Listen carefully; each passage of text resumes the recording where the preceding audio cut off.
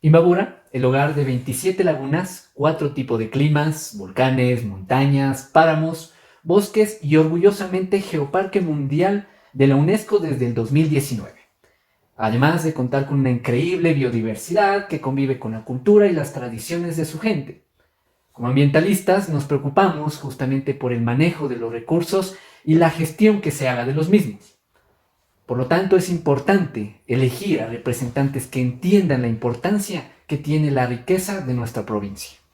Como saben, se acercan los comicios electorales, donde la ciudadanía elegirá a un representante del gobierno provincial, y en ese sentido, pues contamos con la presencia del candidato Jorge Martínez de la lista 62, Muévete Imbabura, con quienes conversaremos acerca de sus propuestas ambientales y las analizaremos en conjunto.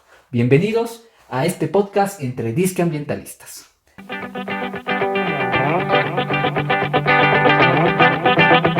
Iniciaremos con un tema que me parece importante y que a todas las personas de Imbabura nos llena de orgullo y también nos preocupa al mismo tiempo, es el tema de Geoparque.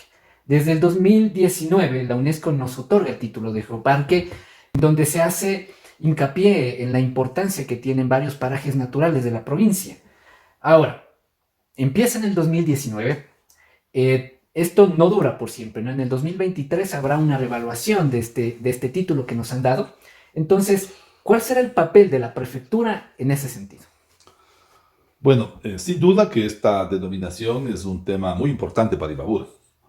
Primero porque somos uno de los parques, de los geoparques en el mundo, y esto no es que es tampoco un tema que puede accederlo quien quiera. De hecho, esto es un esfuerzo técnico, pero claro, va de la mano de reconocer que esto es un espacio geológico, un espacio topográfico territorial.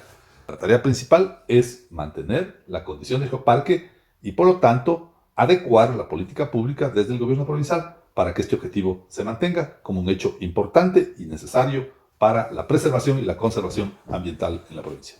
Ahora bien, mencionábamos al inicio de geositios, ¿no? Que son lugares que tienen importancia internacional en el área de la geología.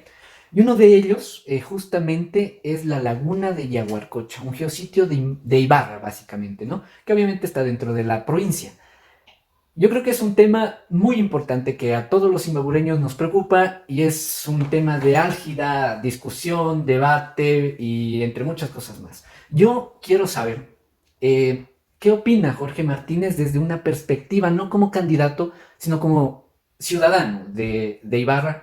¿Qué le parece el manejo que se ha dado y cómo está la situación, la salud de este ecosistema? A ver, primero, yo creo que qué ciudad, qué cantón querría tener a 5 minutos semejante espacio paisajístico, histórico, patrimonial, como es Yaguarcocha. Pero me parece que esto ha tenido un manejo inadecuado.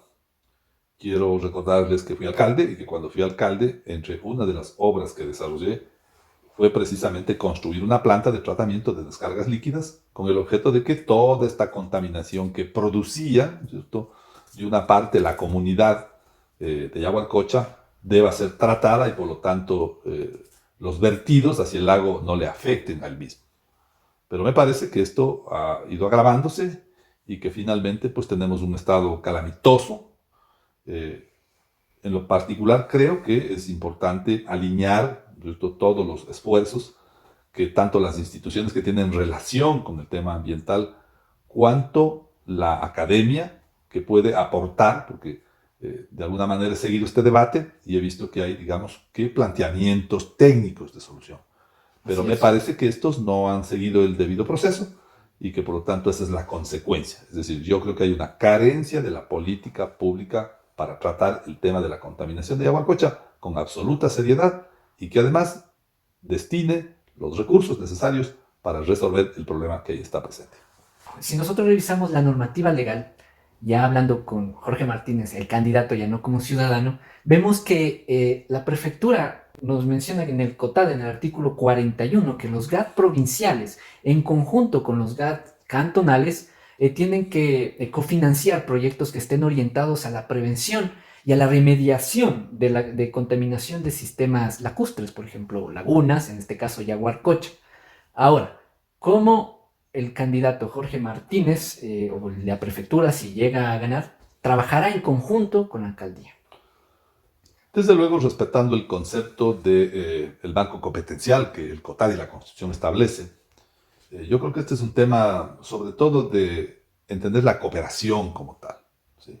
Más allá de un problema legal, yo creo que tenemos una obligación de preservar, como hemos señalado, este espacio vital que es Yaguarcocha, y me parece que hace falta niveles de compromiso y de coordinación de todos, ¿no? Allí va de por medio la comunidad, que también es parte del agente contaminante, las regulaciones que respecto de eso tienen los municipios en materia de alcantarillado, aguas servidas, disposición de desechos sólidos, y también la prefectura como autoridad ambiental. Entonces creo yo que este es un tema de generar una sinergia, de un compromiso de responsabilidades y de la asignación de recursos para la preservación y en este caso para la recuperación del agua. Por tanto, desde mi condición de prefecto voy a trabajar para asignar tanto los recursos como los esfuerzos y las capacidades técnicas, como he señalado, en coordinación con la academia y con los entes especializados en lo que significa ya la búsqueda específica de una solución técnica al problema de la contaminación de Yaguarcocha. Indistintamente de quién llega a la alcaldía. Sí, yo creo que esto es indiferente. Me parece que este ha sido un problema que tenemos, ¿no? Esto de segmentar parcelas políticas. Yo hoy respondo a un movimiento ciudadano. Este movimiento ciudadano, que es Mueve Timbabura, supera este problema de los partidos y de esta disputa, de las diferencias partidarias. Bueno, ahora nos vamos a otro tema que igualmente es muy debatible, muy hablado, ¿no? Por todas las personas, sobre todo aquí en Imbabura, y es el tema de minería. Ahora, minería obviamente no es competencia directa de la prefectura, sino más bien del Estado mismo como sector estratégico. Sin embargo, las consecuencias, el malestar, las cicatrices ambientales se visibilizan en ríos, en lagunas, se visualiza incluso en la gente mismo que tiene este malestar. ¿La prefectura debe de hacer como que nada pasa o tiene que participar en conjunto con el Estado? No, no, yo sostengo que este mal que tenemos los ecuatorianos de Exacto. contestar siempre diciendo esta no es mi competencia, tiene que ser superado. O sea, cierto es que hay marcos legales competenciales, pero el propio COTAD y el propio plan de descentralización establece pues, que hay cómo concurrir en las competencias. ¿Qué significa esto? Que los niveles de gobierno tienen que ponerse de acuerdo con el objeto de resolver un problema. En el tema de la minería, soy muy claro en esto, yo creo que todo aquello que es minería ilegal que afecta y genera depredación y dificultades en el tema ambiental tiene que ser apoyada para que esto no funcione así y que esto sea cortado y resuelto. Por eso, ya en los temas mayores de minería, siento que este es un tema que las comunidades tienen que decidir de forma muy informada. Esa es mi tesis, porque claro, la minería también puede ser, digamos, un elemento generador de recursos que se requieren para el desarrollo, pero me parece que esta tiene que ser una disyuntiva que la gente tiene que decidir muy informada. Bueno, la minería ilegal creo que es un problema ambientalmente hablando muy grave, ¿no? Porque no es regularizada, no hay un control, no hay mucho menos un seguimiento. Entonces, ¿cómo lo haríamos, no? Uno se va hacia lugares calientes donde las papas queman, como se dice normalmente, y vemos incluso que ya el establecimiento hasta de mafias, pequeñas mafias, no sé el alcance obviamente, desconocería. ¿Cómo se soluciona ese tipo de problemas en donde hasta la comunidad se opone? El Ministerio del Ambiente tal vez no ha hecho bien el deber, que debería ser sus deberes. ¿Cómo se solucionaría ese tema? Bueno, yo creo que este es un tema de presencia del Estado.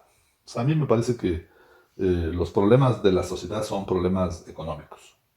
Al final, los actos delictivos, la delincuencia, la organización de mafias, de actores, que hoy, no lo digo yo, está denunciando el propio ministro del Interior, la presencia de la narcopolítica, ¿no es cierto?, y de la narcominería. Esto quiere decir que hoy Sí. estos grupos que mueven muchísimo dinero, que además son sitios en donde se lavan recursos de dudosa procedencia, hoy hasta financian las campañas electorales, ¿no? Aquí mismo tuvimos un caso de sicariato hace poco tiempo, por lo tanto, Lamentable. me parece que siempre será importante la presencia de la política pública y de la política del Estado. Si el Estado está ausente en educación, en desarrollo, en los sectores, estos serán siempre proclives para temas de esta naturaleza. Entonces, creo que hay necesidad de tener igual una coordinación interinstitucional, una cooperación con las distintas instituciones, con el objeto de que puedan evitarse, ¿no es cierto?, la presencia de estos temas, que claro, como también mueven muchísimos recursos, la gente termina alineándose en este sentido, porque si me alquilan el vehículo a un precio determinado, si hay trabajo, si hay condiciones económicas, y luego esto mueven otros vicios mucho más complicados, prostitución, alcoholismo, sicariato, mafias de seguridad. Entonces esto también es porque hay una ausencia del Estado. Entonces a mí me parece que hay que tener, ¿no es cierto?, una visión clara de desarrollo de los territorios. Ahora, yéndonos al tercer punto del día de hoy, hablaremos acerca del agua. El recurso hídrico tal vez es lo más importante que tienen las personas. Usted en su programa, en su proyecto político, del cual nos hemos pegado una buena leída, justamente para estar aquí, nos menciona de un programa que se llama Manejo de Páramos, Zonas de Altura y Recarga Hídrica. ¿Qué nos podría comentar sobre esto? A ver, el agua es un recurso vital, vital para el desarrollo, para la vida. El agua tiene un problema primero de que hay que preservar el agua. Si no preservamos los humedales, los páramos, las fuentes en donde finalmente se produce el agua, para definir así, lo que vamos a lograr es que ya con la escasez que tenemos, esto se agrave. Segundo, el agua tiene un proceso de distribución muy inequitativo. El agua tiene problemas de equidad. Hay gente que tiene autorizaciones muy grandes, desperdicia el agua, usa de forma inadecuada, y hay otros que no tienen acceso. Entonces siempre hay que trabajar, siendo que esta también es una competencia de la Exenagua, ahora del Ministerio del Ambiente, las autorizaciones, porque el recurso es del Estado. Entonces hay que capacitar, hay que tecnificar, porque si aparte de que tenemos una distribución incorrecta, inadecuada, tenemos primero que capacitar, preparar, invertir para preservar. Y segundo, para que el agua se distribuya adecuadamente. Y esto es obviamente a partir de tecnificar. Si nosotros tenemos una red de reservorios, si usamos métodos mucho más tecnificados, riego por goteo, microaspersión, aspersión, lo que vamos a lograr, aparte de que el recurso escaso se distribuya de mejor forma, se optimice, también logramos que este sea un elemento importante para mejorar las condiciones de vida y de productividad de la gente. Ahora, una de las fuentes de agua es el páramo, sin duda alguna es un ecosistema importante, fundamental, si cabe el término. Pero tenemos el problema del avance de la frontera agrícola, ¿no? Que es algo que está quejando bastante ese tipo de ecosistema. ¿Cómo hacemos para que la gente, no sé si entienda, tal vez entiende el problema, pero se ve obligada o se ve forzada a cada vez expandirse hacia este tipo de ecosistemas? ¿Qué hacer? Preservar ese recurso. Creo que hay que generar oportunidades. Es igual, es un problema económico. La gente necesita vivir, necesita consumir, y por tanto, si no tiene una alternativa, va a avanzar esa frontera agrícola, va a poner animales, y los animales son elementos altamente contaminantes de recurso. Entonces yo creo que siempre esto irá de la mano, ¿no es cierto?, de reconocerle al campesino, reconocer a la persona que está en estos sectores, que puede, ¿no es cierto?, recibir un ingreso producto de la preservación. Es decir, esto yo creo que es una fórmula que ya se ha venido de alguna manera aplicando, y que hay que también desarrollarla desde la visión de las instituciones. Por eso es que yo sostengo obviamente que el geoparque, como otro tipo de alternativas, por ejemplo en el mundo de la energía y del uso de energías alternativas, nos pueden no solo ayudar a resolver el problema del cambio climático, a reducir las emisiones contaminantes, sino que además son elementos de generación de recursos. Y estos recursos de bonos de carbono, de bonos verdes, de energías alternativas, deben usarse en la reinversión para preservación, protección, pero también para generar condiciones de desarrollo de la gente. Mencionó algo importantísimo y es el tema de bonos de carbono. Hay muchos países de Latinoamérica que ya lo están haciendo, pero Ecuador se ha quedado como rezagado en este tema, y es una ventana importante, tal vez una oportunidad importante, en donde los países industrializados básicamente compensan sus emisiones. ¿Cómo se hace? ¿Cómo haríamos para el tema de relacionarnos o conseguir esos bonos de carbono para que se hagan en Imbabura? No, vamos a montar la institucionalidad necesaria, ¿no? Tampoco yo soy hoy día partidario de que todo esto sea una estructura burocrática. Yo creo que hay que mirar un modelo de gestión un poco más eficiente. Hay que liderar, conocer lo que hay que hacer, pero evidentemente hay que cooperar. Cooperar con los consultores, las personas que están formadas específicamente para estos temas. Pero la idea es que la propia condición de geoparque nos puede generar eso, porque al final ahí tenemos una responsabilidad de preservación y conservación. Y si vamos a comprometernos a conservar este espacio importante, vital que tiene todos estos ecosistemas, la idea es que ese compromiso vaya de la mano de la búsqueda, ¿cierto?, a través de los bonos de carbono para los propios recursos que permitieran reinvertirse. Luego, hay una serie de temas. Si nosotros trabajamos, por ejemplo, en todo este proyecto de volvernos promotores a través de alianzas público-privadas de la generación de energía renovable, esto nos permitirá también que cada uno de estos proyectos y todo este efecto que significa usar energía fotovoltaica, geotérmica, hídrica, eólica, que esta provincia tiene una potencialidad inmensa. Y estamos en la zona de más alta capacidad lumínica del país, que es el Valle de Salinas. Tenemos un proyecto eólico en Salinas y una gran capacidad de sustitución de estos efectos contaminantes de gases de efecto invernadero. Y esto va a generar, aparte de la estructura del financiamiento de estos proyectos, entrar con seriedad en un tema de los bonos de carbono y que esto pueda además retroalimentar, como he dicho, recursos para la preservación, pero además para el desarrollo, porque yo creo que el geoparque puede ayudarnos para otras cosas, puede servir para temas de ecoturismo, para circunstancias de esta naturaleza, si construimos senderos ecológicos, usamos iluminación fotovoltaica que no contamine. Esto es parte de todo un conjunto de acciones que emprenderemos desde el gobierno provincial. Entonces, ¿qué pasaría si es que nosotros implementaríamos este tipo de energías, pero no existiría tal vez el aval de los países? ¿O usted considera que los países desarrollados vendrían aquí a invertir como geoparque, viendo la situación como está actual, ¿no? Yaguarcocha, tenemos Río Tahuando en una mala salud también. Incluso hasta en Ibarra mismo el tema de los residuos sólidos del botadero que existe a la salida de la ciudad. eh, Tenemos esa situación que es muy grave, los malos olores. ¿Usted cree que ellos vendrían aquí a invertir? A ver, primero creo que hay que corregir lo que se está haciendo mal, ¿no? Quiero decirle que cuando se construyó el relleno sanitario en la zona de San Alfonso, Socapamba se convirtió en una estación de transferencia. Ya. Esa era la razón de ser.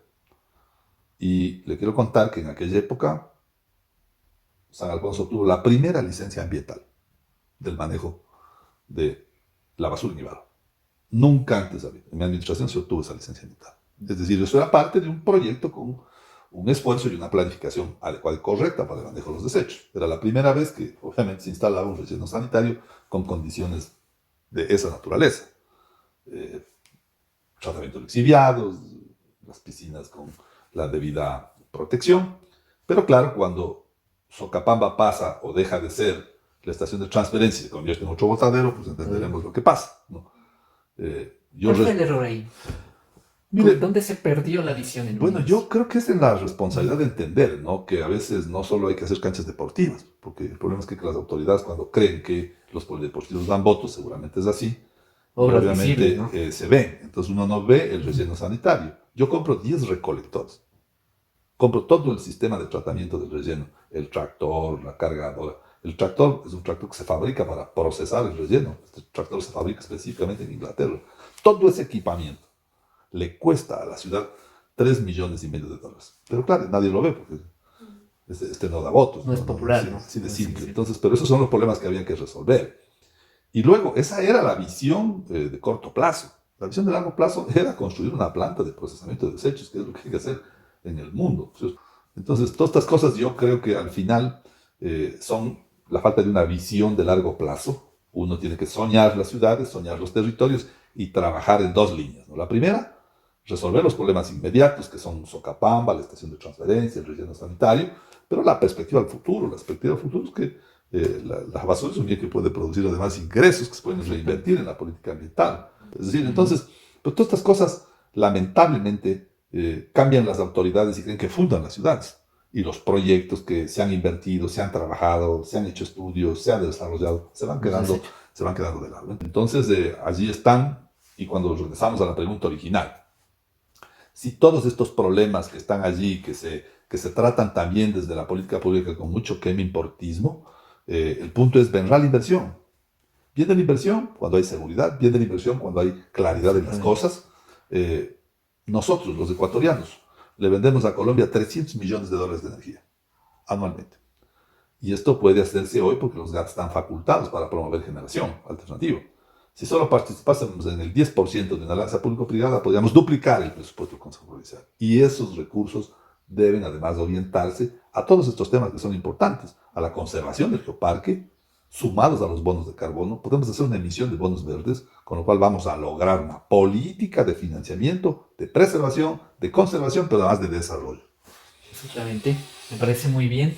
El tema de residuos sólidos obviamente lo tendremos que tratar a mayor profundidad con los candidatos alcaldes. Es un tema que nos deben, ¿no? Yo creo que un plan de gestión integral de residuos sólidos es importante en cualquier lado, no solo en Ibarra, ¿no? Pero Ibarra se ha quedado rezagado, podemos ver otros cantones que han avanzado demasiado en ese sentido.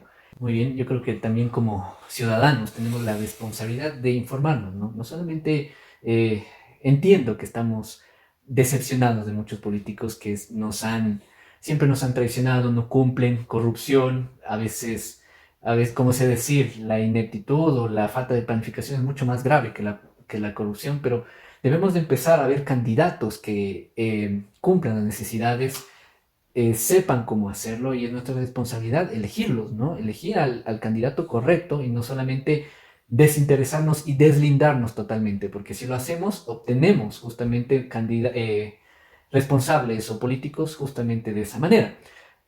¿Qué le puede decir a la juventud, a los ambientalistas, a las personas que se preocupan por la naturaleza en Imbabura?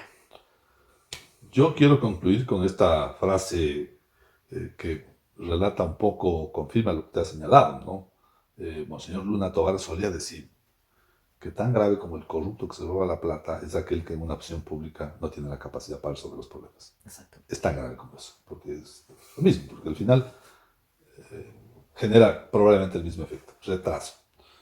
Yo quiero decirles a los jóvenes que estamos trabajando con el objeto de hacer una Imbabura de oportunidades, una Imbabura que genere empleo. El empleo es un tema central, pero que además esta configuración de reorientar una política pública a la preservación y a la conservación será en nuestro caso una constante, porque estamos convencidos de que un tema central es conservar este espacio maravilloso que hoy tenemos los imbabureños, y esa es responsabilidad de todos quienes hoy habitamos en este espacio territorial que es Imbabura.